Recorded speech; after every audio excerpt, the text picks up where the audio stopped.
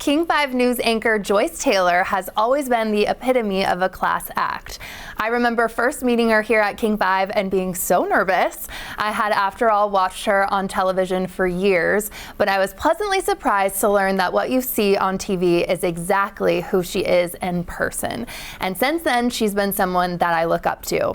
And she's always been a friend to New Day. She interviewed our Margaret Larson on her last day hosting back in 2020, and now Joyce is here with me on my first day. Joyce, thank you for being here. I'm so thrilled to be here. Congratulations. Thank you. Congrats. I'm going to try and not get emotional talking to you because you know how much I adore you. But I remember giving you like my old reels when I first started here and was trying to break through on air, and you were always so gracious, never acted like you were too busy for any question or any help. And so I wanted to ask you if you had anyone that you felt like was a great mentor to you or someone that just inspires you. So there have been so many people that have come into my life on my own journey. When I was even younger than you, I was in high school, and I remember watching King 5 and watching Gene Anderson on TV and sitting in my dining room thinking, I could do that someday. Never thinking in a million years I would ever work at King 5 or actually be a colleague to Gene Anderson. So, you know, very early on, people in the business have sort of walked in and out of my life. Mickey Flowers is another one. When I was in college, I got to know her, and she was working at Cairo doing weather. One of the first African-American people I'd seen on TV. She's a dear friend, and we talk often about life and our kids and work, etc. There have been many people. When I was lucky enough to land here at King in 1988. Wow. I was so intimidated. I was in my late 20s. I was really green.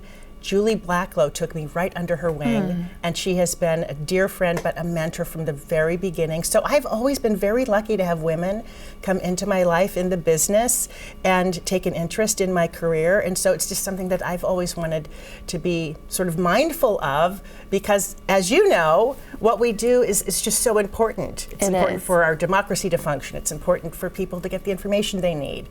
You know, when we say we stand for truth, we actually mean it. We really mean it, because you know, where else are people going to get the news that affects their lives every day? Right? Definitely. And you touched on this, but why do you think just helping young reporters and women in general is just so vital, especially in like this line of work? Well, women need to stand up for women. Women need to support women. We need to be there for each other, mentor each other along the way, and also be mindful that we have to take care of ourselves at the same time, right? I mean, it's intimidating to get into any profession or any business and to feel like somebody has your back, right? I know, it's so amazing to have that person, that cheerleader, and that person that's rooting you on. And you know, we all get really busy in our lives, and we can't stop what we're doing every time somebody asks us to try to give them a helping hand, but we can make time somewhere in our 24-hour day to just take a minute or 5 minutes or 10 minutes to answer emails or questions or help students who have aspirations to get into journalism. So, I mean, I could tell from really early on when I first met you that you were ambitious in all the good ways, that you were willing to put in the work, whatever it took, whatever hours were required, whoever you had to talk to, whatever you had to read, whoever you needed to like seek out, because I knew that you'd be sitting right in this chair. From the very beginning. I knew it, because you were, it was something that you wanted to do, and you had your heart and your mind set on it for all the right reasons. Well, thank you. It's because of people like you and feeling like I actually had a shot and I was good enough just being myself. And I think that's something that you always gave me such good advice, to just be your authentic, true self. And one tip you gave me when I was showing you some of those old reels and on-camera moments, you were like, you don't have to project. You don't have to yell to the camera and to the viewers. Like, just talk like you're talking to one of your best friends. And I always thought that that was such amazing advice. Do you have any other like tips or maybe like mistakes that you've seen, or anything that you can remember too that you want to talk about, or even in your career? Well, the most infamous of all of my mistakes on television. Oh, I want to hear this. In my late 20s, I had never traveled globally. Okay. By the time I'd gotten to King, I'd traveled quite a bit extensively in the United States, but never outside of the United States, like not even Hawaii. And I said Pragu. like 3 times in one story. I did not know it was Prague. I had never studied that part of the world.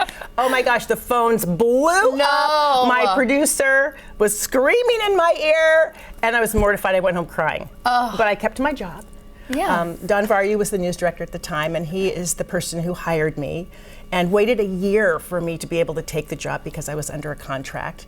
And so even people like that, you just need one person who can recognize that you have the ambition and the talent and the drive to succeed. Just if we all had just one person who could help us along the way. Exactly. That's what and I hope thank you for finds. being mine here, because it's so important. And how do you deal with like negativity in the spotlight? I don't know if you feel like you've ever gotten like some negative comments from anyone or have any advice.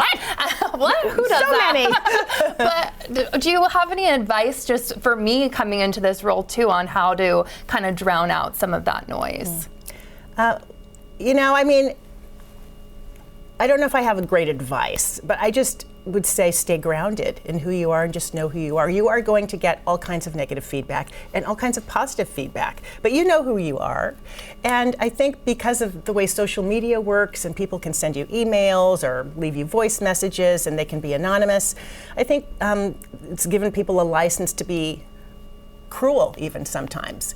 I have gotten some heartbreaking emails, racist emails when we were doing the series Facing Race during the time of the protests around George Floyd and police brutality. When President Obama was elected, people just assume that I'm a Democrat, that I'm leaning right or left or whatever it is, and that I have certain feelings about things. And lots of racist comments were coming out about then President Obama and his daughters. And I was posting more frequently on social media. You're going to always get someone out there who wants to say something negative, and you just have to drown it out. Just stay grounded in who you are. You know who you are, and you know the work that you're doing. And I can tell you that we don't get it perfect every day, as you all know. But we do our best every day. Right. We do. All of us who are working here give it our best every single day. In front of the camera, behind the camera, in the control room, on the assignment desk. We're doing our absolute best to bring you the news as best we can every day, and we don't always get it right. Right. But we're trying. We are trying. And why do you think now more than ever local journalism is so important? I mean, I really think that a free press is the foundation of our democracy. I believe that deeply. And it is the only profession that is protected in the Constitution for a reason. The only profession that is protected in the Constitution. And we have to have a free press and an exchange of ideas that are differing so that we can have dialogue. And we don't always have to agree. We're not going to agree often. Right. But we still have to have the right and the space to be able to express ourselves, all of us, no matter what it is we're thinking or what it is we believe, in a way that is civil. And that's what the free press represents. That's what I think journalism is the foundation of a democracy, any democracy. Definitely. And we talked about this too, like why we got into this line of work. It's not, always for the fanfare and the money, and definitely none of that. I don't know if you remember what you told me why you got into it, but I love that. What did I tell you? You said storytelling. Yeah, I love telling people. First of all, I don't really like being interviewed. I know you don't. I don't really like talking about myself. I really, really appreciate you being here, because I know you don't love it. You will never see me do a TED Talk because I really don't like focusing on myself, but I do. I have since I was very young. My parents used to say, "You are so inquisitive. You are so nosy." But then they would answer all my questions. I've always been very curious, and I really think everybody has a story. Everyone has a story. And you just never know the people that you're going to meet and the stories they have to tell. I mean, I think everyone could probably write a book about their life because everyone has an interesting story to tell. And so I just love telling their stories. I just love telling your stories. I do too. I love meeting new people every single day. And every day's different. And this platform to be able to have someone have such a great day where they get to share their passion and story is pretty amazing. And you get to do really fun stories. I mean, know. what you do for New Day is bring people joy every day. I hope so. And something they can smile about. The news is kind of a little mix of all of it. A lot of you might think it's all bad news every day is what we do, but we try to have a mix of feature stories. You do, yeah. And then the news that you need every day of what's happening in the world. But you have what I think is the perfect job, because you get to have such a variety of guests and content every day. Are you excited? I'm so excited. What are you Joyce. most excited about? I think I'm just, like you said, I'm excited to have a platform to spotlight small businesses, the community. I grew up in this area, so it's really truly a dream come true. And I think you always have this big dream growing up and this like 1% that it's going to happen, but you don't really think it's ever going to happen for you. So I think I'm still in like shock in the pinch me moment, and this is a pinch me moment. So thank you so much for being here. It means so much to me. I'm just going to say one more thing. The one thing that you have always had, and that I know you will continue to have throughout your career, is gratitude.